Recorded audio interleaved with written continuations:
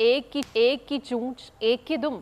एजाजुल हक की चौधरी शुजात से मुलाकात के बाद मीडिया से गुफ्तगू, कहा तमाम जमातों को इख्तलाफात भुलाकर मईशत के लिए किरदार अदा करना चाहिए।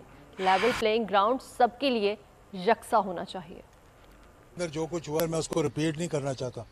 जब तक सियासतदान अपने माजी के जो उन्होंने किरदार अदा किए हैं उसमें माफ़ी नहीं मांगेंगे, कौम से भी माफ़ी मांगे, अपने आप से भी माफ़ी मांगे और वो ये कहें कि जो हो गया गलती होगी, आइंदा ये गलती नहीं होगी और आगे की तरफ चलें। अगर हम माजी में फंसे रहे और ये कह रहे कि मैं सच्चा हूँ, वो कहे मैं सच्चा हूँ, तो हम कभी भी आगे की तरफ पेशरफ्त नहीं कर सकेंगे।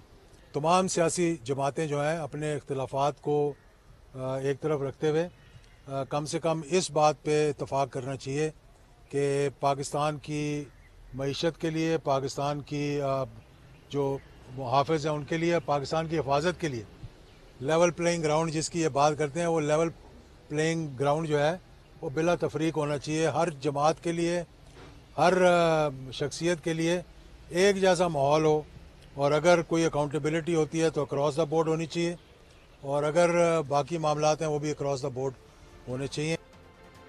इलेक्शन कमीशन कोई हतमी तारीख दे तो